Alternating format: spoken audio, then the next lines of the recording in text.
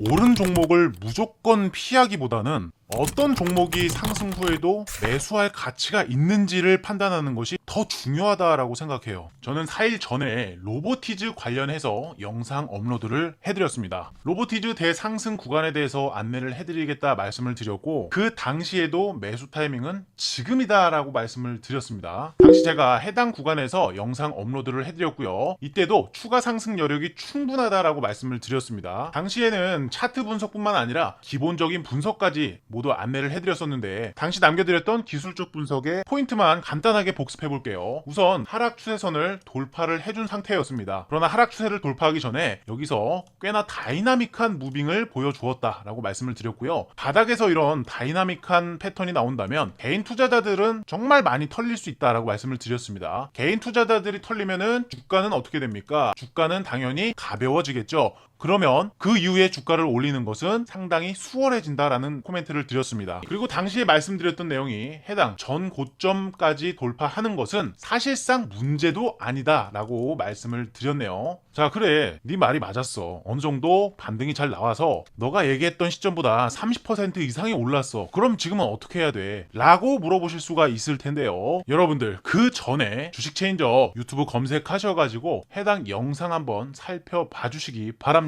해당 영상에서는 휴머노이드의 개화로 인해서 로보티즈가 2025년 대장주로 부상할 것이다 라는 내용이 담겨 있습니다. 따라서 기본적 분석은 오늘은 생략을 하고요. 그러면 지금 이렇게 반등이 나와 있는 상태에서는 어떤 기준을 잡고 접근을 해야 되느냐, 여기에 주안점을 두고서 여러분들께 설명을 드리도록 하겠습니다. 자, 이렇게 보시면은 제가 여러 가지 보조 지표들을 켜놨습니다. 여기 있는 MACD도 그렇고 스토캐스틱도 마찬가지고 RSI 지표까지도 켜두었는데요. 모든 보조 지표는요, 제가 늘 말씀드리죠. 보조 지표는 후행성 지표다. 그리고 주가의 위치를 표현하는 각자의 저마다 방식이다 라고 말씀을 드리고 있습니다. 자, 그런데 여러분들도 보시다시피 현재의 보조 지표는요, 모두 매수가 과열이 됐다라는 시그널을 보여주고 있습니다. 그렇다면은 이 종목이 무조건 하락을 하게 되는 걸까요? 절대 그렇지가 않다라는 얘기입니다. 자, 해당 구간을 보세요. 이 당시에도 RSI며 스토캐스틱이며 MACD 모든 지표가 매수가 과열되었다는 시그널을 보여주고 있었습니다. 자, 이때도 마찬가지입니다. 모든 보조 지표가 지금 매수가 과열되었다라는 시그널을 보여주고 있었지만 주가는 충분히 더 추가적인 상승으로 이어졌던 전례를 볼 수가 있습니다. 따라서 보조 지표가 과열을 가리키고 있다고 해서 주가가 무조건 고점이느냐? 이 얘기는 절대 아니다라는 얘기가 되고요. 현재 위치가 앞전에 있는 고점 영역이기 때문에 저항이 작용할 가능성이 높다라고 생각하시는 분들도 분명 계실 건데요. 자, 이때의 날짜가 언제였냐면 여러분 2023년 3월달이었습니다. 3월달. 벌써 2년이 지난 시점이에요. 자, 2년이란 시간 동안 이 종목에 참여한 사람들은 과연 그냥 가만히 들고만 있었을까요? 이 가격대에서 그냥 가만히 있었던 사람 분명히 있을 수 있습니다. 그러나 여러분들 이동평균선을 켜서 보시기 바랍니다. 자, 이동평균선이라는 것은 뭐냐면 주가의 종가를 평균값을 구해서 나타내는 것이죠. 예를 들어 20일 이동평균선이라면 20일 동안 캔들의 종가를 평균값으로 구해서 나타낸 선이라고 보시면 됩니다. 더 쉽게 말해서 자, 200일 이동평균선이다 라고 하면은 200일 동안 매수한 사람들의 평균값이라고 보시면 되는 거예요. 자, 그런데 보시다시피 해당 이평선들이 이렇게 올라오다가 계속해서 내려오게 되죠. 이게 뜻하는 게 뭐냐면요, 시장의 평균값은 시간의 흐름에 따라서 그 평균값도 내려온다라는 뜻이 되는 겁니다. 자, 그렇다면 지금 로보티즈의 주가는요, 모든 이평선 위에 위치하고 있습니다. 지금 현재 일봉에서도 그렇고요, 심지어 주봉 차트에서도 그렇죠. 모든 이평선 위에 캔들이 올라가 있습니다. 월봉 차트는 또 다를까요? 아니죠. 역시나 이동평균선 위에 주가가 위치하고 있습니다. 이게 시사하는 바가 큽니다. 뭐냐면요, 현재 장기 보유자든 단기 보유자든 전반적인 참여자들이 모두 수익을 보고 있는 상황이기 때문에 저항대가 약하다라고 볼 수가 있어요. 자, 그렇다면 지금 이런 구간에서 계속 매도를 하는 사람들은 어떤 사람들입니까? 소신이 부족한 개인 투자자들일 가능성이 높다라는 것입니다. 제가 생각했을 때 최고점이 나오기 위해서는 해당 거래량보다